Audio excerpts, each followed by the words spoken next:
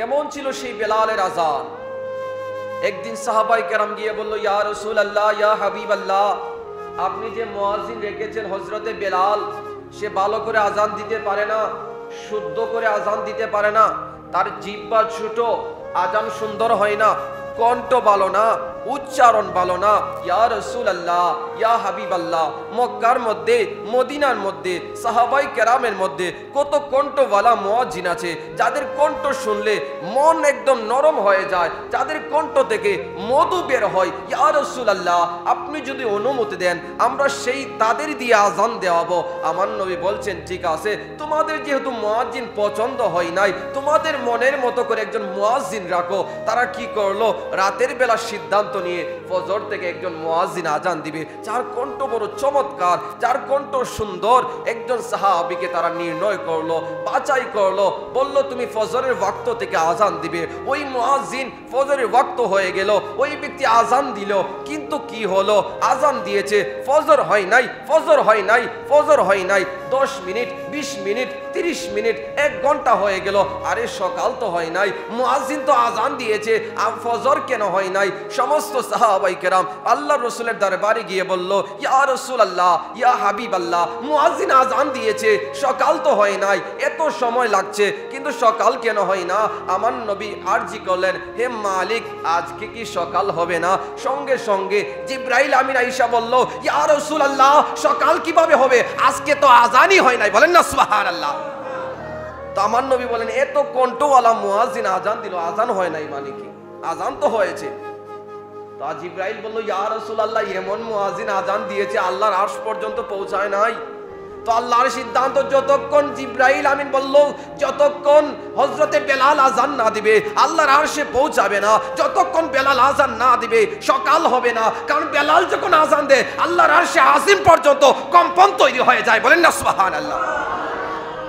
বেলালের কণ্ঠের মধ্যে সৌন্দর্য ছিল না, উচ্চারণ সঠিক ছিল না, কিন্তু ভিতরে ছিল ইশকে মুস্তাফা, ভিতরে ছিল আজমতে মুস্তাফা, ভিতরে ছিল আল্লাহর রাসূলের মহব্বত। সে আজান গলা দিয়ে নয়, মহব্বতে দিত। বলি না সুবহানাল্লাহ।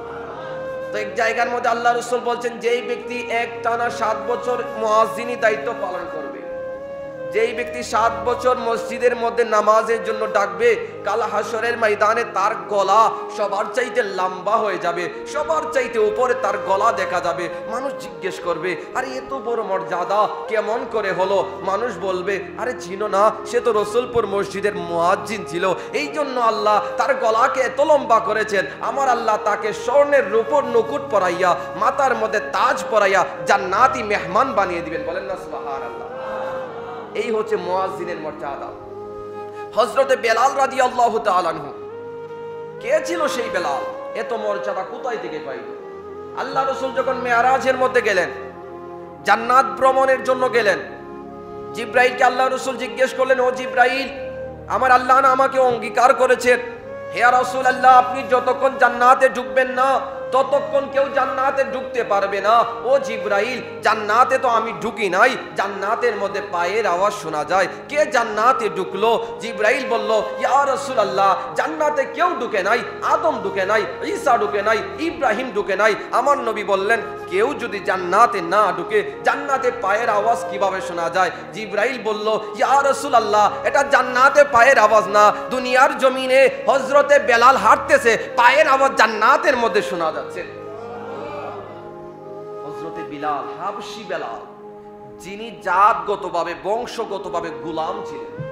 আগের জামানায় গোলাম একটা প্রথা ছিল, মানুষ গোলাম রাখতো সারা জীবন। তুমি তার যতক্ষণ তার পারিশ্রমিক, তার যে টাকা চুক্তি পরিশোধ না করতে পারো, সারা জীবন তার গোলামি করতে হবে। আগের যুগে একটা ছিল দাস প্রথা। তো হযরতে বেলাল ছিল বংশগতভাবে এই গোলাম।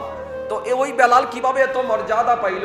মক্কা বিজয়ের সময় আমার নবী সিদ্ধান্ত নিলেন, আনসারদেরকে ডাক দিলেন, মুহাজিরদেরকে ডাক দিলেন, খোলাফায়ে রাশিদিনকে ডাক দিলেন, আমিরুল মুমিনিনদেরকে ডাক দিলেন। বললেন, ও আমার সাহাবায়ে কেরাম, মক্কা তো বিজয় হয়ে গিয়েছে, মক্কা বিজয় হয়ে গিয়েছে, তোমরা বলো মক্কা বিজয়ের আজান কে দিবে?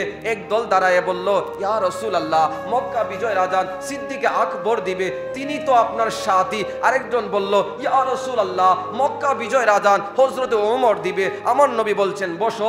আরেকজন সাহাবী দাঁড়ায় বলল, ইয়া রাসূলুল্লাহ, মক্কা বিজয়ের আজান উসমানের কণ্ঠে মানায়। আরেকজন সাহাবী বলল, ইয়া রাসূলুল্লাহ, আজকে মক্কা বিজয়ের আজান হযরত আলীর কণ্ঠে হবে। আমার নবী বলছেন, সিদ্ধান্ত যেহেতু হয়ে যাবে তো সিদ্ধান্ত আমি দিব কেন? আমার মালিক তো বসে আছেন সিদ্ধান্ত দেওয়ার জন্য। সঙ্গে সঙ্গে জিবরাইল আইসা বলল, ইয়া রাসূলুল্লাহ, আপনি সিদ্ধান্ত দিবেন না আবু বকরের কণ্ঠে আজান হবে নাকি উমরের কণ্ঠে আজান হবে নাকি উসমান আলীর কণ্ঠে আজান হবে, আপনি সিদ্ধান্ত দিবেন না, সিদ্ধান্ত দিবেন আমার আল্লাহ। আপনার ফায়সালা আল্লাহর দরবারে পৌঁছে গিয়েছে।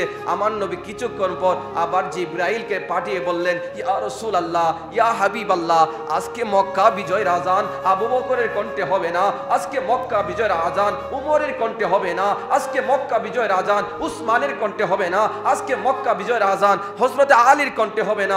সমস্ত সাহাবাই অবাক হয়ে তাকায় আছে। এত বড় বড় সাহাবাই কেরাম যদি আজান না দেয়, আজান দিবে কে? নবীর পাগল আর কে আছে আজান দেওয়ার মতো? এত বড় মর্যাদা। আমার নবী জিজ্ঞেস করলেন, জিবরাইল, যদি এরা আজান না দেয় আজান দিবে কে? জিবরাইল বললেন, আমার আল্লাহ সিদ্ধান্ত নিয়েছেন আজকে মক্কা বিজয়ের আজান হবে হযরতে বেলালের কণ্ঠে। বলেন না সুবহানাল্লাহ। এত বড় মর্যাদা। সেদিন থেকে হযরতে বেলাল মুয়াজ্জিনের রাসূল হয়ে গিয়েছে। সুবহানাল্লাহ। মুয়াজ্জিনের রাসূল যারা আজান দেয় তারা হযরতে বেলালের সাথে জান্নাতে থাকবে। আমার নবী বলছেন সুবহানাল্লাহ। তো যারা আল্লাহকে খুশি করার জন্য আজান দেয় তারা কার সাথে জান্নাতে থাকবে?